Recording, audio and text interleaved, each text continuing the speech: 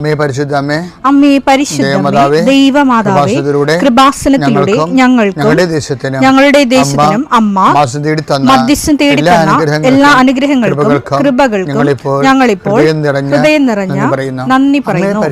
അമ്മേ പരിശുദ്ധമേ, ദൈവമാതാവേ, 2004 ഡിസംബർ 7 ഉച്ചകഴിഞ്ഞ് 2:30 കൃപാസനത്തിൽ സംഭവിച്ച അമ്മയുടെ പ്രത്യക്ഷപ്പെടലിനെ കുറിച്ച് തിരുസഭയ്ക്ക് സമർപ്പിച്ചു പഠനരേഖകളുടെ സഭാത്മകമായ പഠനം ആരംഭിക്കുവാൻ ഞങ്ങൾ പ്രാർത്ഥിക്കുന്നു. അമ്മേ പരിശുദ്ധമേ, ഭൂസ്വർലോകങ്ങളുടെ രാജ്ഞിയായ അങ്ങേയ്ക്ക് ഭൗമസംരക്ഷണത്തിനായി പ്രപഞ്ചപ്രകൃതിയെ തന്നെ തിരുസഭ പ്രതിഷ്ഠിക്കുവാൻ ഈ പ്രത്യക്ഷീകരണം വഴി ഇടയാക്കണമേ. പരിശുദ്ധമേ, ജപമാല മാതാവേ, സകല കൃപാസനം പ്രാർത്ഥനയോടും ചേർത്ത് ഞങ്ങളിപ്പോൾ പ്രാർത്ഥിക്കുന്ന ഈ കുടുംബത്തിന്റെ പ്രത്യേക നിയോഗം മക്കളെ അമ്മയുടെ പ്രത്യക്ഷീകരണത്തിന്റെ ഈ അനുഗ്രഹവേളയിൽ ഞങ്ങൾക്ക് സാധിച്ചു തരുവാൻ കനിയണമേ. ആമേൻ. വിശ്വാസ പ്രമാണം. സർവശക്തനായ പിതാവും ആകാശത്തിന്റെയും ഭൂമിയുടെയും സൃഷ്ടാവുമായ ദൈവത്തിൽ ഞാൻ വിശ്വസിക്കുന്നു. അവിടുത്തെ ഏകപുത്രനും ഞങ്ങളുടെ കർത്താവുമായ ഈശോ മിശിഹായിലും ഞാൻ വിശ്വസിക്കുന്നു. ഈ പുത്രൻ പരിശുദ്ധാത്മാവിനാൽ ഗർഭസ്ഥനായി കന്യകാമറിയത്തിൽ നിന്ന് പിറന്ന് പൊന്തിയോസ് പിലാത്തോസിന്റെ കാലത്ത് പീഡകൾ സഹിച്ച് കുരിശിൽ തറയ്ക്കപ്പെട്ട് മരിച്ച് അടക്കപ്പെട്ട് പാതാളങ്ങളിൽ ഇറങ്ങി മരിച്ചവരുടെ ഇടയിൽ നിന്ന് 3-ാം നാൾ ഉയർത്ത് സ്വർഗത്തിലേക്ക് എഴുന്നള്ളി സർവശക്തിയുള്ള പിതാവായ ദൈവത്തിന്റെ വലതുഭാഗത്തിരിക്കുന്നു. അവിടെ നിന്ന് ജീവിക്കുന്നവരെയും മരിച്ചവരെയും വിധിക്കുവാൻ വരുമെന്നും ഞാൻ വിശ്വസിക്കുന്നു. പരിശുദ്ധാത്മാവിലും ഞാൻ വിശ്വസിക്കുന്നു. വിശുദ്ധ കത്തോലിക്കാ സഭയിലും പുണ്യവാന്മാരുടെ ഐക്യത്തിലും പാപങ്ങളുടെ മോചനത്തിലും ശരീരത്തിന്റെ ഉയർപ്പിലും നിത്യമായ ജീവിതത്തിലും ഞാൻ വിശ്വസിക്കുന്നു. ആമേൻ. സുഖസ്ഥനായ ഞങ്ങളുടെ പിതാവേ, അങ്ങയുടെ നാമം പൂജിതമാകണമേ. അങ്ങയുടെ രാജ്യം വരണമേ. അങ്ങയുടെ തിരുമനസ് സ്വർഗത്തിലെ പോലെ ഭൂമിയിലും ആകണമേ. അന്നു വേണ്ടുന്ന ആഹാരം ഇന്ന് ഞങ്ങൾക്ക് തരണമേ. ഞങ്ങളോട് തെറ്റ് ചെയ്യുന്നവരോട് ഞങ്ങൾ ക്ഷമിക്കുന്നത് പോലെ ഞങ്ങളുടെ തെറ്റുകൾ ഞങ്ങളോടും ക്ഷമിക്കണമേ. ഞങ്ങളെ പ്രലോഭനത്തിൽ ഉൾപ്പെടുത്തരുതേ, തിന്മയിൽ ഞങ്ങൾ രക്ഷിക്കണമേ. ആമേൻ. നന്മ നിറഞ്ഞ മറിയമേ, സ്വസ്തി. കർത്താവ് അങ്ങയുടെ കൂടെ സ്ത്രീകളിൽ അങ്ങ് അനുഗ്രഹിക്കപ്പെട്ടവളാകുന്നു. അങ്ങയുടെ ഉദരത്തിൻ ഫലമായി ഈശോ അനുഗ്രഹിക്കപ്പെട്ടവനാകുന്നു. പരിശുദ്ധ മറിയമേ, തമ്പുരാന്റെ അമ്മേ, പാപികളായ ഞങ്ങൾക്ക് വേണ്ടി ഇപ്പോഴും ഞങ്ങളുടെ മരണസമയത്തും തമ്പുരാനോട് അപേക്ഷിക്കണമേ. ആമേൻ. കർത്താവേ, നിന്റെ ഉന്നതമായ നാമത്തിന് സ്വസ്തിച്ച്. കർത്താവേ, നിന്റെ വിശുദ്ധ പൗരോഹിത്യത്തെ മഹത്വപ്പെടുത്തണമേ. കർത്താവെ, സഭയിലുള്ള സാന്നിധ്യം പ്രകടമാക്കണം. 40 വർഷം ഞാൻ അർപ്പിച്ച കൃപാന്റെ യോഗ്യതയാണ്. കൃപാസ്ഥാനത്താറെ ജീവനോടെ പ്രത്യക്ഷപ്പെട്ട മാതാവിന്റെ മാധ്യസ്ഥ രോഗികളെ, പീഡിതരെ, മാനസിക സംഘർഷം അനുഭവിക്കുന്നവരെ, ഡിപ്രഷൻ അനുഭവിക്കുന്നവരെ, മരുന്ന് കഴിച്ചിട്ട് ഉറക്കം മൂടുകയും ശരീരം തൂക്കം വെക്കുകയും ചെയ്യുന്നതല്ലാതെ പ്രത്യേകിച്ച് പ്രയോജനമൊന്നും ഇല്ലാതെ ഡിപ്രഷൻ കൊണ്ട് വേദനിച്ച് ജീവിക്കുന്ന ആൾക്കാരെ കർത്താവേ, നീ അവരെ തൊടണമെന്ന് പ്രാർത്ഥിക്കുന്നു. ഓട്ടിസം കുഞ്ഞുങ്ങളെ, ഹൈപ്പർ ആക്ടിവിറ്റി കുഞ്ഞുങ്ങൾ, അവിടെ മാതാപിതാക്കന്മാരെ മനസ്സ് കെട്ടുപോയവരെ, തകർച്ച സങ്കടം കൊണ്ട് അവർക്ക് ജീവിക്കാൻ പറ്റാത്തവർ, ജീവിക്കാൻ വേണ്ടി ജീവിതത്തോട് മൽപ്പിടുത്തി നടത്തുന്നവർ, മരുന്ന് കഴിച്ചിട്ടും രോഗം സുഖമാക്കാതെയും രോഗം പൊറുക്കാതെയും ഇരിക്കുന്നവർ, എൻ്റെ കർത്താവിന് ഉന്നതമായ നാമത്തിൽ സഭയുടെ അധികാരത്തിൽ കുരിശിൻ്റെ അടയാളത്തിൽ ദൈവശക്തിയാൽ എനിക്ക് ദൈവസന്ധിപ്പും സൗഖ്യം ലഭിക്കട്ടെ. പിതാവും പുത്രനും പരിശുദ്ധാത്മാവുമായ സർവ്വേശ്വര എന്നേക്കും. ആമേൻ. മക്കളെ, പിന്നെ ഉണ്ടല്ലോ, നമ്മളെ ഒരു സ്ഥലത്ത് ഒരു ഏടാകൂടൊക്കെ ഉണ്ടായെന്ന് വിചാരിച്ചു. അപ്പം നീ ഒരു കൂട്ടു കച്ചവടക്കാരൻ കൂടി ഒരു ബിസിനസ് തുടങ്ങാൻ പോവുകയാണ്. തുടങ്ങി 50,000 രൂപ വെച്ചാൽ മറ്റേ അങ്ങോട്ടും ഇങ്ങോട്ടും പങ്ക് കച്ചവടത്തിന് അഡ്വാൻസ് ചെയ്തപ്പോൾ തന്നെ പ്രശ്നങ്ങളായി. അപ്പം നീ എന്ത് ചെയ്യുന്നറിയാമോ? അയ്യോ, ഇതുപോലെ കുഴപ്പമുണ്ടാകുക, മുടിവാണാ. പക്ഷേ ഇനി പറഞ്ഞൊരു കാര്യമുണ്ട്, 50,000 രൂപ പോയില്ലേ, 50,000 രൂപ പോയില്ലേ എന്ന് പറഞ്ഞുകൊണ്ട് പോയതങ്ങോട്ട് പൊട്ടെന്ന് വിചാരിക്കണം. കലഹം ഉണ്ടായി എന്ന് വിചാരിച്ച് അസുഖം ഉണ്ടായി. അപ്പം തന്നെ എന്താണ് വേറെ വഴി പിടിക്കാനാണ് ഈശോ പറയണത്. ഇപ്പം 50,000 പോയുള്ളൂ, ഇനി 50 ലക്ഷം പോകാതിരിക്കേണ്ട. അതുകൊണ്ട് എന്തെങ്കിലും ഇങ്ങനെ നക്കാപ്പിച്ച കാശ് കയ്യിൽ നിന്ന് പോയെന്ന് പറഞ്ഞുകൊണ്ട് നിങ്ങൾ സ്റ്റിക്ക് ഓൺ ചെയ്ത് ആ ബിസിനസ് വിട്ടേക്കണം. കാര്യം ബിസിനസ് എന്ന് പറഞ്ഞൊരു വിശ്വാസമാണ് ആൾക്കാർ തമ്മിൽ. തുടക്കത്തിൽ തന്നെ കല്ല് കടിച്ചാൽ അത് കല്ല് മൊത്തം കടിക്കാൻ സാധ്യതയുണ്ട്. കർത്താവ് അങ്ങനെയല്ലേ? ആ ചെബുതി പുത്രന്മാരൊക്കെ ചെന്നപ്പോൾ എന്താണ്, അവർ അവിടുത്തെ പ്രശ്നമായി. അപ്പോൾ ഇവരെന്താ പറയണത്? യാക്കോബും യോഹന്നാനും ആ വഴി തന്നെ പോകത്തുള്ളൂ. അവന്മാരുടെ നേരെ തീങ്ക് എന്തൊക്കെ വിട്ടാലും ശരി, ഞങ്ങൾ ആ വഴി പോകുന്നതാണ്. എന്താണ് കർത്താവ് പറഞ്ഞത്? എന്താ രൂപയാണൊക്കെ ഉള്ളത്, ആടെ കൂടെ വർക്ക് ചെയ്യണമെന്ന് ചോദിക്കും. കർത്താവ് എന്താ പറയണത്? മറ്റൊരു വഴിയെ പോയി, അത്രേ ഉള്ള കാര്യം. വേറെ ഒരു കാര്യം ഫ്ലോപ്പാണെന്ന് കണ്ടാൽ അടുത്ത റൂട്ട് എടുത്തേക്കണം. ആ വചനം എടുത്തേ മക്കളെ, ലൂക്ക 9:56. അവർ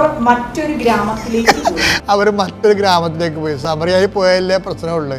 സമറിയായി പോയാൽ എല്ലാവർക്കും പ്രശ്നമാണ്. അവർ നമ്മളെ വടിവാൾ കൊണ്ട് നമ്മുടെ കൈ കാലം വെട്ടിയെടുക്കും. അല്ല ഇവരാണെങ്കിൽ തീ ഗന്ധം അങ്ങോട്ട് ഇടണം. ഇതൊന്നും ഒരു വർക്കൗട്ട് ചെയ്യത്തില്ല. കർത്താവ് ചെയ്ത് ആ സാധനം അങ്ങോട്ട് മാറ്റി, ആ വഴി അങ്ങോട്ട് മാറ്റി മറ്റൊരു വഴിയെ പോയി.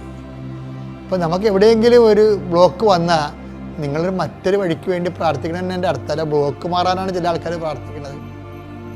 തുടക്കത്തിലൊക്കെ ഒരു ബ്ലോക്ക് വന്നാണല്ല, നിങ്ങൾ ബ്ലോക്ക് മാറാനല്ല പ്രാർത്ഥിക്കേണ്ടത്, വേറെ വഴി തരാൻ വേണ്ടി ദൈവം ആഗ്രഹിക്കുന്നുണ്ട്. അതുകൊണ്ടാണ് അവിടെ അത് നാളെക്കാലം നിനക്ക് പുലിവാല് വരാൻ സാധ്യതയുള്ളതുകൊണ്ടാണ് അവിടെ ഇഷ്യൂ ഉണ്ടാക്കിയിരിക്കുന്നത് കർത്താവ്.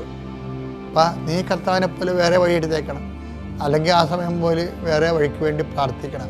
വേറെ വഴികളെന്ന് പറഞ്ഞത് ഉദാഹരണത്തിന് ഞാൻ പറയട്ടെ. ഇപ്പം വേറെ വചനം എടുത്തേ, മത്തായി 2:12. ഹെരോദേസിന്റെ അടുക്കലേക്ക് മടങ്ങി പോകരുതെന്ന് സ്വപ്നത്തിൽ മുന്നറിയിപ്പ് ലഭിച്ചതനുസരിച്ച് അവർ മറ്റൊരു വഴിയെ സ്വദേശത്തേക്ക് പോയി. ഒരു വഴിയെ ഉള്ളപ്പോൾ ഞാൻ സ്റ്റിക്ക് ഓൺ ചെയ്യരുത്, ഒരു വ്യക്തിയെ ഉള്ള സ്റ്റിക്ക് ഓൺ ചെയ്യരുത്. അതിപ്പോൾ ഒരു കാര്യത്തിന് നമ്മൾ ഇപ്പം നിൻ്റെ കർത്താവ് ദൈവം ഞാനാകുന്നു, ഞാൻ അല്ലാതെ മറ്റൊരു ദൈവം ഉണ്ടാകണം, ദൈവത്തിന് വേണ്ടി അല്ലാതെ ബാക്കി എല്ലാവരും ദൈവങ്ങളാക്കരുത്. അപ്പം നീ ഒരു ചെറുക്കനെ കണ്ട് ഇഷ്ടപ്പെട്ടു, അവനെ കെട്ടില്ല എനിക്ക് വേണ്ടെന്ന് പറയരുത്. അവനെ കെട്ടില്ല എനിക്ക് വേണ്ടെന്ന് പറയുമ്പോൾ അപ്പം നിൻ്റെ കർത്താവ് ദൈവം അവനാവും. അത് വിഗ്രഹാരാധനയില്ലേ? അപ്പം നീ അവിടെ അടിമയാണെന്നില്ലേ അർത്ഥം? വിഗ്രഹത്തിന് അടിമയായില്ലേ നീ? അപ്പം ദൈവത്തിന് വല്ല ബന്ധമുണ്ടോ എൻ്റെ ജീവിതത്തിൽ? എന്താ ബോധമില്ല ദൈവത്തിൻ്റെ നിങ്ങൾ ഓർക്കണം. നിങ്ങൾ കാണിക്കുന്ന എല്ലാവിധ നിങ്ങളുടെ ജീവിതത്തിൽ നിങ്ങൾ അതിനെ നാളെ പാമ്പ് പോലെ കടുത്ത ചുറ്റാൻ സാധ്യതയുള്ള സംഭവങ്ങളൊക്കെ ദൈവം എടുത്ത് കളയാൻ വേണ്ടി വന്നാലും എടുത്ത് കളയിപ്പിക്കുക. അവിടെ ഇരിക്കട്ടെ അത് ഞാൻ കടുത്തിട്ട് കൊത്തുമ്പോഴായിരിക്കും അറിയണത്. പല ആൾക്കാരുടെയും പ്രശ്നങ്ങൾ അവരുണ്ടാക്കിയെടുക്കുന്നതാണ്. അതാണ് ബൈബിൾ പറയണത്. ബൈബിൾ എന്താ പറയണത്? ദൈവം മനുഷ്യനെ സരളഹൃദയമായിട്ട് സൃഷ്ടിച്ചു. സങ്കീർണങ്ങളായ പ്രശ്നങ്ങൾ അവൻ്റെ സ്വന്തം സൃഷ്ടിയാണ്. അതിനടുത്ത് സഭാപ്രസംഗം 7:29 നല്ല രസമുള്ള വചനമാണ് ഇത്. ദൈവം മനുഷ്യനെ സിമ്പിൾ ഹാർട്ട്, അതാണ് ലളിത ഹൃദയനായിട്ട് സൃഷ്ടിച്ചു. എന്നാൽ അവന്റെ സങ്കീർണ പ്രശ്നങ്ങൾ അവന്റെ തന്നെ സൃഷ്ടിയാണ്. ഹിസ് ഓൺ ക്രിയേഷൻസ് എല്ലാം ഉണ്ടാക്കി വിട്ടത് നീ തന്നെ. വിഷയം കുളവാക്കിയത് നിങ്ങളാണെന്ന് തന്നെ ബൈബിൾ പറയണത്. നമ്മുടെ നാട്ടുഭാഷയെ പറഞ്ഞാൽ ദൈവം സരളഹൃദയനായിട്ട് സൃഷ്ടിച്ചു, ഈ വിഷയം കുളവാക്കിയത് നിങ്ങൾ തന്നെയാണെന്ന്. അവൻ്റെ സങ്കീർണങ്ങളായ പ്രശ്നങ്ങൾ അവൻ്റെ തന്നെ സൃഷ്ടിയാണെന്ന്. എൻ്റെ പേര് വിജി ജോസഫ്. ഞാൻ ഉടമ്പടി എടുത്തത് 2022 മാർച്ച് 27-നാണ്. ഞാൻ 12 തവണ ഉടമ്പടി പുതുക്കിയിട്ടുണ്ട്. ഇപ്പോൾ ഞാൻ പറയുന്നത് 4ാമത്തെ ഉടമ്പടി സാക്ഷ്യമാണ്. ഇതിനു മുൻപ് ഞാൻ ഇവിടെ ഉടമ്പടി സാക്ഷ്യം പറഞ്ഞത് പരിശുദ്ധ അമ്മ ആൾത്താരിൽ പ്രത്യക്ഷപ്പെട്ട ഡിസംബർ 7-ാം തീയതിയാണ്. ഈ കഴിഞ്ഞ ഡിസംബർ 7-ാം തീയതി പരിശുദ്ധ അമ്മ എനിക്ക് അമ്മയുടെ മാധ്യസ്ഥല എനിക്ക് തന്ന കൃപാഭവനത്തിൻ്റെ സാക്ഷ്യം ഞാൻ ഫാമിലിയായിട്ട് ഇവിടെ വന്ന് പറഞ്ഞിട്ടുണ്ട്. എനിക്ക് ഉടമ്പടിയിൽ വന്നിട്ട് എനിക്ക് കിട്ടിയിട്ടുള്ള ഏറ്റവും വലിയ അനുഗ്രഹം എന്ന് പറഞ്ഞു കഴിഞ്ഞാൽ ആത്മീയ അനുഗ്രഹമാണ് ഞാൻ ഏറ്റവും മുൻപിൽ കാണുന്നത്. അതായത് എനിക്ക് എല്ലാറ്റിനെയും എല്ലാവരെയും ഉപരിയായിട്ട് എനിക്ക് എൻ്റെ ദൈവത്തെ സ്നേഹിക്കാൻ കഴിയുന്നതാണ് എനിക്ക് ലഭിച്ച ഏറ്റവും വലിയ അനുഗ്രഹം. മാത്രമല്ല എന്ത് പ്രതിസന്ധി വന്നാലും എന്ത് പ്രശ്നങ്ങൾ വന്നാലും അതിനെ ശാന്തമായി കൈകാര്യം ചെയ്യാൻ കഴിയുന്നു എന്നുള്ളതാണ്. എത്ര വലിയ പ്രശ്നം വന്നാലും, മുൻപൊക്കെ ചെറിയ പ്രശ്നം വന്നപ്പോൾ തളരുന്ന വ്യക്തിയായിരുന്നു ഞാൻ. അപ്പോൾ അതിനെല്ലാം ശാന്തമായി കൈകാര്യം ചെയ്യാൻ കഴിയുന്നു എന്നതാണ് എനിക്ക് കിട്ടിയ അനുഗ്രഹം. ഇത് ഞാൻ എൻ്റെ എല്ലാ സാക്ഷ്യങ്ങളും ഞാൻ എൻ്റെ ആത്മീയമായിട്ടുള്ള അനുഗ്രഹങ്ങളാണ് ഞാൻ അതിനെ ഹൈലൈറ്റ് ചെയ്ത് എനിക്ക് എൻ്റെ മനസ്സിൽ കിട്ടാറുള്ളതും. പിന്നെ ഭൗതിക അനുഗ്രഹങ്ങൾ ഒരുപാട് എനിക്ക് കിട്ടിയിട്ടുണ്ട്. അതിൽ ആദ്യമായിട്ട് പറയാനുള്ളത്, എനിക്ക് ജോലി ഉണ്ടോയെന്ന് ചോദിച്ചാൽ ഞാൻ ഇടയ്ക്ക് ജോലിക്ക് പോയിട്ടുണ്ടായിരുന്നു. പക്ഷേ പല സാഹചര്യങ്ങളാൽ ആ ജോലികൾ പ്രൈവറ്റ് ഫേമിൽ വർക്ക് ചെയ്തിട്ടുണ്ട് പലതവണ. 1 വർഷം കഴിയുമ്പോൾ അല്ലെങ്കിൽ 6 മാസം കഴിയുമ്പോൾ അവിടെ നിന്ന് എന്തെങ്കിലും കാരണവശാൽ ജോലി മാറേണ്ട സാഹചര്യങ്ങൾ വരാറുണ്ട്. അങ്ങനെ ഇപ്പോൾ ഏകദേശം 8 മാസത്തോളമായിട്ട് വീട് പണിയൊക്കെ ആയിട്ട് സംബന്ധിച്ച് കുറച്ച് ജോലി മാറി നിൽക്കേണ്ട സാഹചര്യങ്ങളൊക്കെ വന്നു. അങ്ങനെ വന്നപ്പോൾ ഇപ്പോൾ വീട്ടിൽ താമസിച്ചിട്ട് ഇപ്പോൾ ഏകദേശം 4 മാസത്തോളമായി. അപ്പോൾ ഇനി എനിക്ക് ജോലി ഒരു ആവശ്യമാണെന്ന് മനസ്സിൽ തോന്നിയൊരു സമയത്ത് ഞാനിങ്ങനെ ഒരു ദിവസം പ്രാർത്ഥിച്ചുകൊണ്ടിരിക്കുമ്പോൾ ഇവിടെ ഉടമ്പടി പുതുക്കാൻ വരുന്നതിൻ്റെ 2 ദിവസം മുമ്പായിട്ട് മാതാവ് എന്നോട് പറഞ്ഞു, നീ ഇനി അടുത്ത പ്രാവശ്യം ഉടമ്പടി പുതുക്കുന്ന സമയത്ത്, അതായത് 2 ദിവസം മുമ്പാണ് എനിക്ക് മാതാവ് അങ്ങനെ ഒരു സന്ദേശം തന്നത്. നിനക്കൊരു ഗവൺമെൻറ് സ്ഥാപനത്തിൽ ജോലിക്കായിട്ട് ആഗ്രഹിക്കാനായിട്ട് നിയോഗം എഴുതാൻ പറഞ്ഞു. പണ്ട് മുതലേ എനിക്ക് ഗവൺമെൻറ് ജോലി എൻ്റെ ഒരു വലിയ സ്വപ്നമായിരുന്നു. പഠിക്കുന്ന സമയത്ത് നന്നായി പഠിക്കുമായിരുന്നെങ്കിലും PSC റാങ്ക് ലിസ്റ്റുകളിലൊക്കെ പലതവണ വന്നെങ്കിലും അതൊക്കെ ക്യാൻസലായി പോവേണ്ടായത്. അപ്പോൾ എനിക്കതൊരു വളരെ ഒരു വിഷമം ഉണ്ടായിരുന്നു പണ്ട്. പക്ഷെ പിന്നീട് ഞാനത് മറന്നു. അന്നൊന്നും എനിക്ക് ഉടമ്പടി എടുത്തിട്ടുണ്ടായിരുന്നില്ല ആ കാലയളവിലൊന്നും. ഇപ്പോൾ എനിക്ക് അങ്ങനെ ബോധ്യം കിട്ടിയപ്പോൾ പരിശുദ്ധ അമ്മ ശക്തിയേറെ പറഞ്ഞ ബോധ്യം കൊണ്ട് ഞാൻ കഴിഞ്ഞ പ്രാവശ്യം ഉടമ്പടി പുതുക്കാൻ വന്നപ്പോൾ 1ാമത്തെ നിയോഗമായിട്ട് ഒരു ഗവൺമെൻറ് സ്ഥാപനത്തിലുള്ള ജോലി ചെയ്യാൻ ആഗ്രഹമുണ്ട് അമ്മയെന്നുള്ള രീതിയിൽ നിയോഗമായിട്ട് എഴുതി വെച്ചു. അമ്മയുടെ ശക്തിയേറിയ മാധ്യസ്ഥം വഴിയായിട്ട് വളരെ അത്ഭുതകരമായിട്ട് എനിക്കൊരു ഗവൺമെൻറ് സ്ഥാപനത്തിൽ എനിക്കിപ്പോൾ വർക്ക് ചെയ്യാനായിട്ട് സാധിക്കുന്നുണ്ട്. കോൺട്രാക്ട് ബേസിലാണ് എടുത്തേക്കണത് 2 വർഷത്തേക്ക്. പക്ഷേ അത് അവിടെ ജോയിൻ ചെയ്തപ്പോൾ എന്നോട് പറഞ്ഞത്, ഞാനിപ്പോൾ ജോലി ചെയ്യുന്നത് KSCB അങ്കമാലി TMR ഡിവിഷനിൽ അവിടെ എക്സിക്യൂട്ടീവ് എഞ്ചിനീയറിൻ്റെ DB ആയിട്ടാണ് വർക്ക് ചെയ്യുന്നത്. അപ്പോൾ അവിടെ സ്ഥാപനത്തിലെ ഇൻ്റർവ്യൂ അത് കിട്ടാനുണ്ടായ സാഹചര്യവും വളരെയധികം അത്ഭുതകരമായിരുന്നു. കാരണം എൻ്റെ ഹസ്ബൻഡിൻ്റെ പെങ്ങൾ KSCB അസിസ്റ്റൻറ്റ് എഞ്ചിനീയറാണ്. ചേച്ചി മുമ്പ് തൈക്കൂടത്താണ് വർക്ക് ചെയ്തിട്ടുണ്ടായിരുന്നത്, ഇപ്പം മലമ്പുഴയിലാണ്. അപ്പോൾ ചേച്ചിയോട് ഞങ്ങൾ പരസ്പരം അങ്ങോട്ടും ഇങ്ങോട്ടും എന്തെങ്കിലും പ്രാർത്ഥന സഹായം അല്ലെങ്കിൽ എന്തെങ്കിലും മെസ്സേജ് ഉണ്ടെങ്കിൽ വാട്സപ്പിലൂടെ കൈമാറും. അപ്പോൾ പെട്ടെന്ന് ഒരു ദിവസം ഞാനിങ്ങനെ പറഞ്ഞു, എനിക്കൊരു ജോലിക്ക് ആഗ്രഹം ഉണ്ടെന്ന് മാത്രം ഒരു മെസ്സേജ് ടെക്സ്റ്റ് അയച്ചു. അപ്പോൾ ഉടനെ എൻ്റെ മെസ്സേജ് കണ്ട ഉടനെ ചേച്ചി പരിചയമുള്ള ഒരു സെക്ഷനിലേക്ക് വെറുതെ അവിടെ എന്തെങ്കിലും ഒഴിവുണ്ടോ എന്ന് ചോദിക്കാമെന്ന് മനസ്സിൽ മാതാവ് തോന്നിച്ചത് വഴിയായിട്ട് ഒരു നമ്പർ റിങ് ചെയ്തു. പക്ഷേ നമ്പർ മാറിപ്പോയിട്ട് തെറ്റി വിളിച്ചതാണ് അങ്കമാലി TMR ഡിവിഷനിലേക്ക്. പക്ഷെ അത് മാതാവ് മാറ്റി വിളിപ്പിച്ചതായിരുന്നു.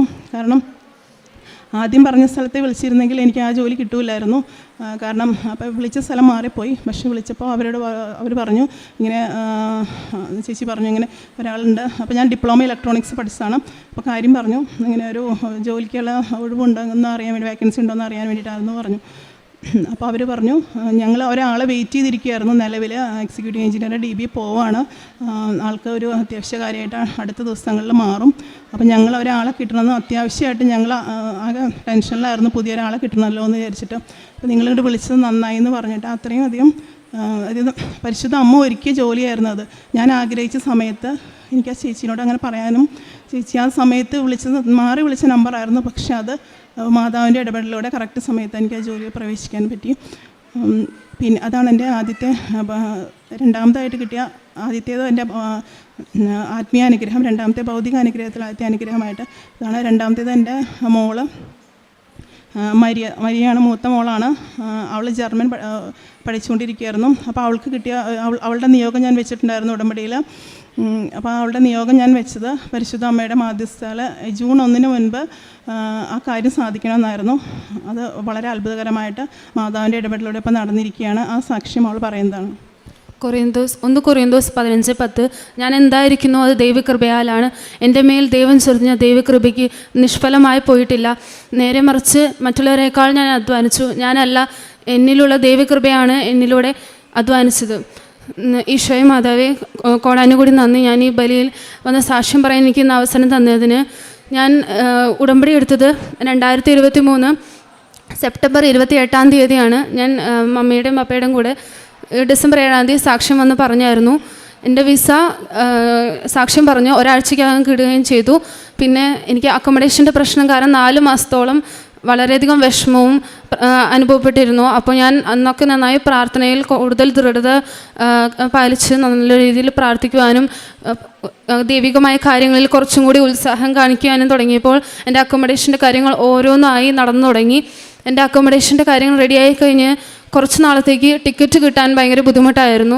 ഏകദേശം 2-3 ആഴ്ചകളോളം ഏജൻറ്റ് വിളിച്ച് കുറേയും ചോദിച്ചായിരുന്നു. പക്ഷേ ടിക്കറ്റിൻ്റെ കാര്യം ഒന്നും പറയുന്നുണ്ടായിരുന്നില്ല.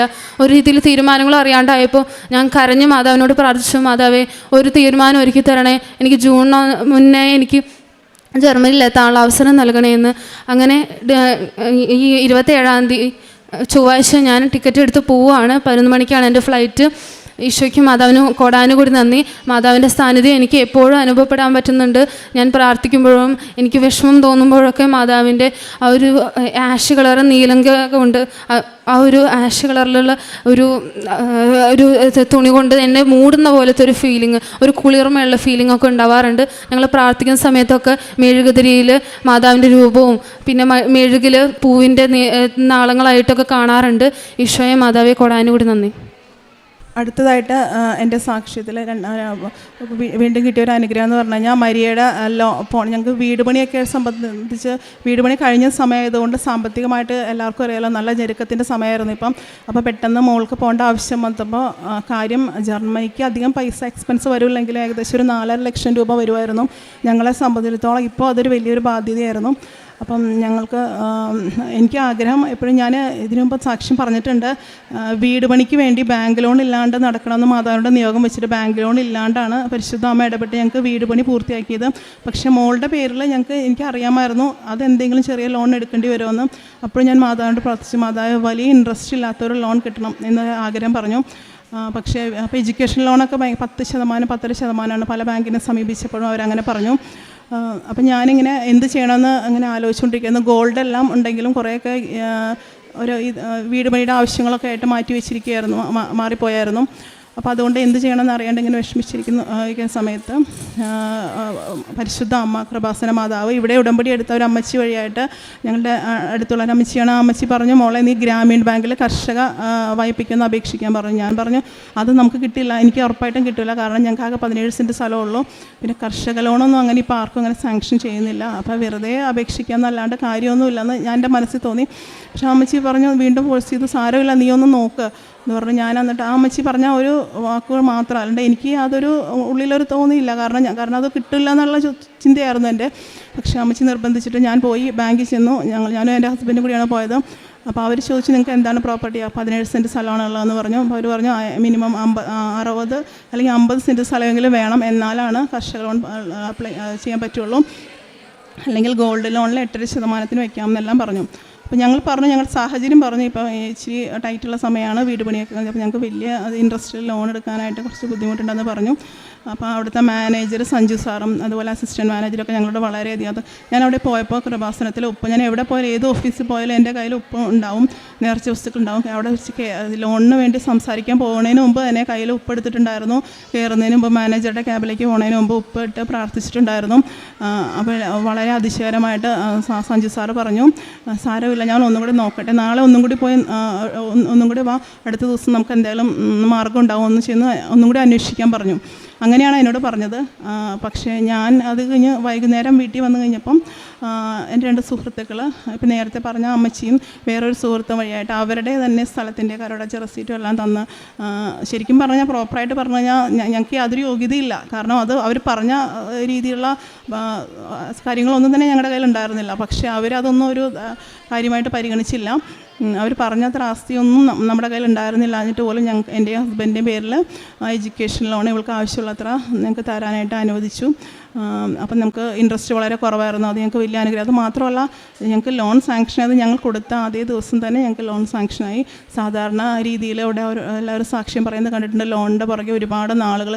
ഞങ്ങളെ സംബന്ധിച്ചിടത്തോളം ലോണിൻ്റെ പുറകിൽ ഞങ്ങൾ ആകെ 2 ദിവസം മാത്രമാണ് നടന്നത്. അപ്പോൾ ഞങ്ങൾക്ക് ആവശ്യമുള്ള പേപ്പറുകളൊക്കെ ഞങ്ങൾക്ക് ആൾക്കാർ ഇവിടെ കൊണ്ടുവന്ന് തരുമായിരുന്നു. അതുകൊണ്ട് ഞങ്ങൾ വേണോ എന്ന് ചോദിച്ചാൽ അവർ തന്നെ അവരുടെ റെസീറ്റ് കരോടച്ച റെസീറ്റ് ഞങ്ങൾക്ക് തരുമായിരുന്നു. അല്ലാണ്ട് അതിന് പുറകെ ഞങ്ങൾ ഒരുപാട് അലയേണ്ടി വന്നിട്ടില്ല. ഇതാണ് എൻ്റെ 2ാമത്തെ സാക്ഷ്യം. പരിശുദ്ധ അമ്മയ്ക്കും ഈശോയ്ക്കും കോടാനുകൂടി നന്ദി. 3ാമത്തെ സാക്ഷ്യം എന്ന് പറയുന്നത് ഞങ്ങൾ പുതിയ വീട് പണിതതിൻ്റെ KSEBിയുടെ ഒരു പോസ്റ്റ് വീടിൻ്റെ ഫ്രണ്ടിലുണ്ടായിരുന്നു. അവിടെ ഒരു വളവായിരുന്നു. അപ്പോൾ അതുകൊണ്ട് ആ പോസ്റ്റ് മാറ്റണം എന്നുള്ളത് ഞങ്ങളുടെ വ്യക്തിപരമായ ഒരു ആവശ്യമായിരുന്നു. കാരണം അതായത് കാറ് അകത്തേക്ക് കയറ്റാനും പിന്നെ മാത്രമല്ല ഗേറ്റ് പണിയുമ്പോഴൊക്കെ അതൊരു വലിയ തടസ്സമായി നിൽക്കും. പൊതുവേ ഞങ്ങളുടെ വീടിൻ്റെ വഴി കുറച്ച് വീതി കുറവാണ്. അപ്പോൾ അതുകൊണ്ട് ആ പോസ്റ്റ് വളരെ തടസ്സമായിരുന്നു. പോസ്റ്റ് ഒന്ന് മാറ്റാനായിട്ട് ഞങ്ങൾ ആഗ്രഹിച്ചു, മാതാവിനോട് നിയോഗം വെച്ച് പ്രാർത്ഥിച്ചു. അപ്പോൾ ഞങ്ങളുടെ വീട് പരിസരത്തുള്ള ആൾക്കാർക്കൊക്കെ ഞങ്ങൾ പോസ്റ്റ് മാറ്റുന്നതുകൊണ്ട് അവർക്ക് തടസ്സമൊന്നും ഇല്ലെങ്കിലും ഞങ്ങളുടെ പോസ്റ്റ് മാറ്റാനായിട്ട് അവരെല്ലാം വളരെയധികം തടസ്സം നിന്നിരുന്നു. അപ്പോൾ ഞങ്ങൾക്കത് വളരെ വിഷമമായി. കാരണം അവർക്ക് പ്രശ്നമില്ലെങ്കിലും ഞങ്ങൾ പോസ്റ്റ് മാറ്റുന്നതുകൊണ്ട് അവർക്ക് എന്താ തടസ്സം ഞങ്ങൾ വിചാരിച്ചു. പക്ഷേ പലതവണ അസിസ്റ്റൻറ്റ് AE ഒക്കെ വന്ന് നോക്കി പോയപ്പോഴും അവരെയൊക്കെ തടസ്സപ്പെടുത്തുകയാണ് അവർ ചെയ്തത്.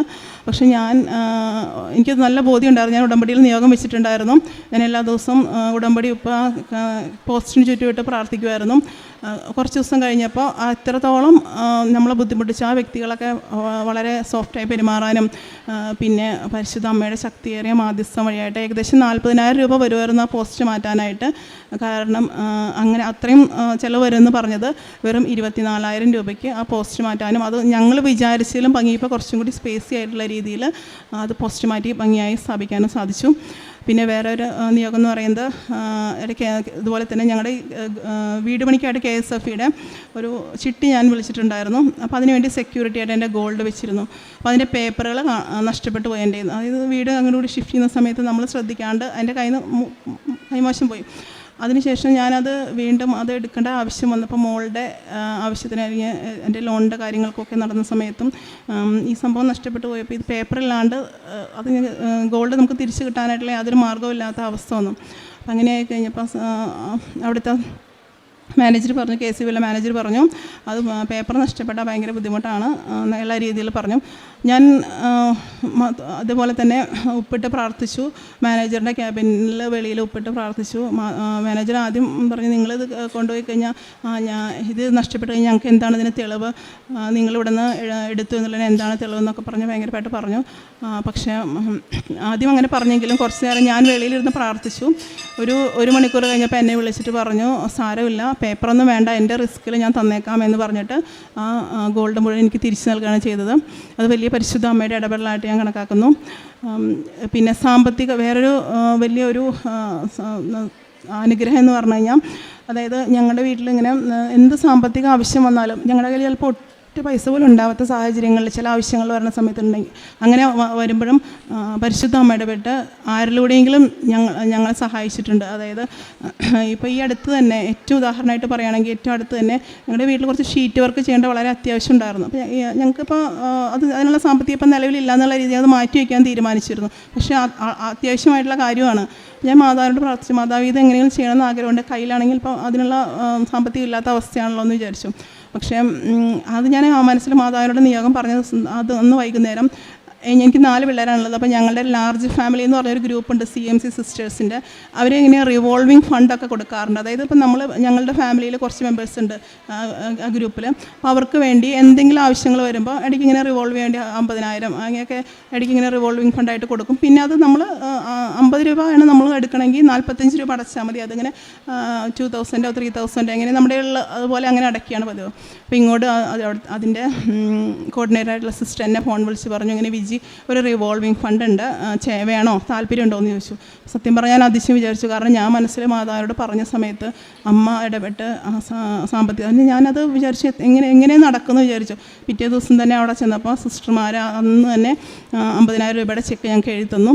അത് ഞങ്ങൾക്ക് വലിയൊരു അത്ഭുതമായി തോന്നി. കാരണം ഞാനത് മാതാവിനോട് വെറുതെ ഒന്നും ഉള്ളിൽ ആഗ്രഹം പറഞ്ഞേ ഉള്ളൂ, പക്ഷെ അതെനിക്ക് നടത്തി തന്നു.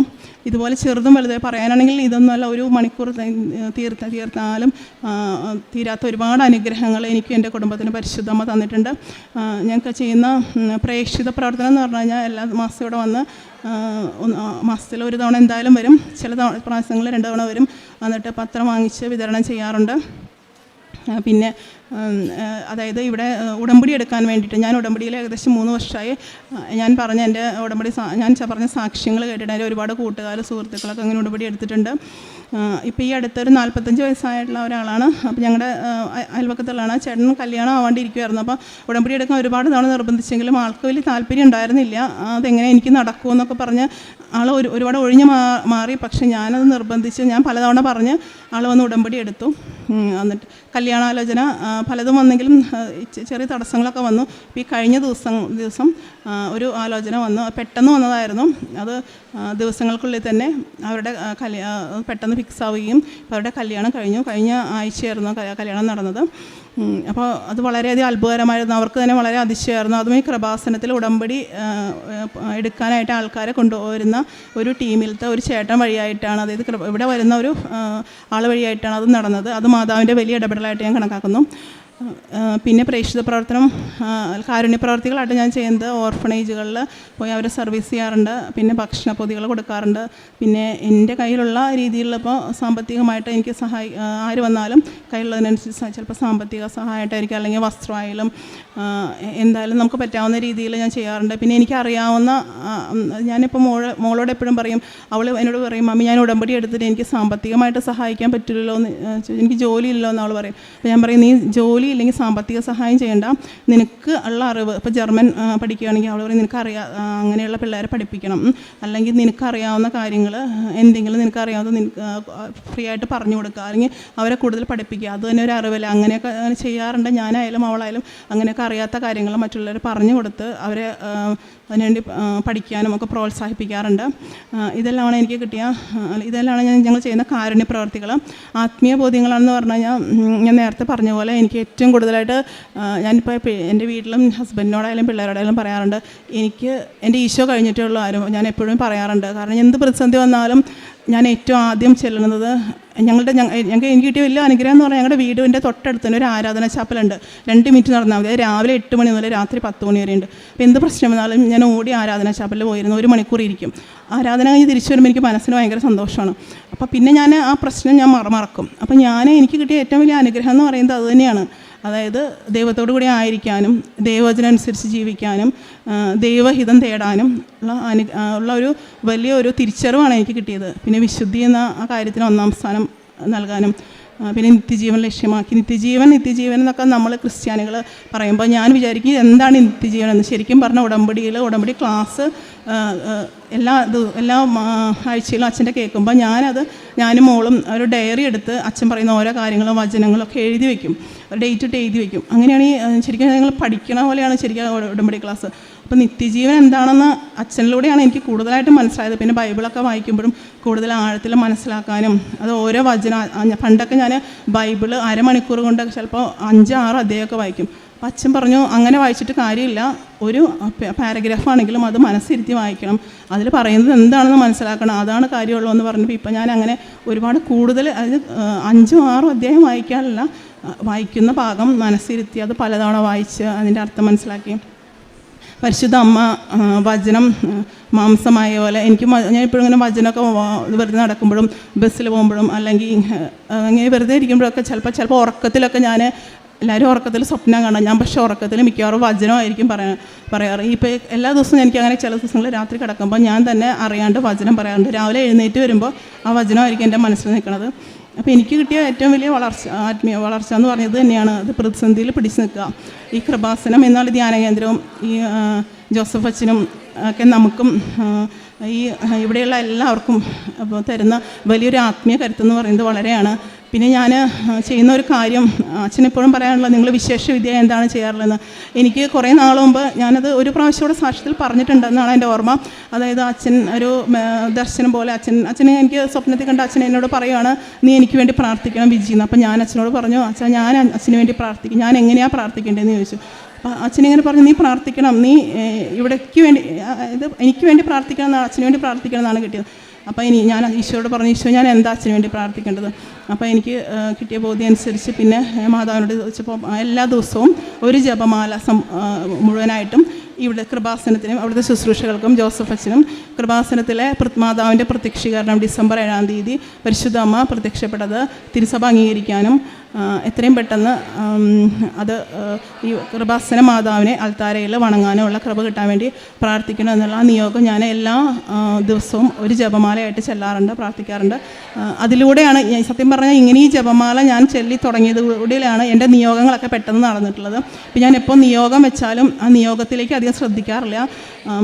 അതായത് നിയോഗം വയ്ക്കും, പക്ഷെ ഞാൻ തന്നെ ഇപ്പോൾ എനിക്ക് ജോലി കിട്ടിയത് തന്നെ ഞാൻ ഉടമ്പടി കാലയളവിലാണ്. പക്ഷെ ഞാൻ വെറുതെ വെച്ച അമ്മ പറഞ്ഞുകൊണ്ട് വെച്ച നിയോഗമാണ്. പക്ഷേ അത് പരിശുദ്ധ അമ്മ നമ്മൾ നിയോഗം വെച്ച് കഴിഞ്ഞാൽ അച്ഛൻ പറയുന്നത് പോലെ നമ്മളെ നിയോഗത്തിലേക്ക് നോക്കാണ്ട് നമ്മൾ ഈശോയിലേക്ക് മാത്രം നോക്കിയാൽ മതി. ഇന്ന് അച്ഛൻ ധ്യാനത്തിൽ പറഞ്ഞ പോലെ അവിടുത്തെ നോക്കിയവർ പ്രകാശിതരായവർ ലജ്ജിതരാവുകയില്ല. നമ്മളെപ്പോഴും ഈശോയിലേക്ക് നോക്കിയാൽ മതി. അപ്പം നമ്മൾ ലജ്ജിതരാവാൻ ഈശോ അനുവദിക്കില്ല. ഇതാണ് എൻ്റെ സാക്ഷ്യം. ഇനി ദൈവപിതാവ് ഈശോയെക്കുറിച്ച് പറയുന്ന ഒരു വലിയൊരു സാക്ഷിയുണ്ട്. യോഹന്നാൻ്റെ ലേഖനത്തിൽ 1-ാം അധ്യായത്തിൽ 1-ാമത്തെ ലേഖനത്തിൽ 5-ാമത്തെ അധ്യായത്തിൽ 11-ാമത്തെ വാക്യം.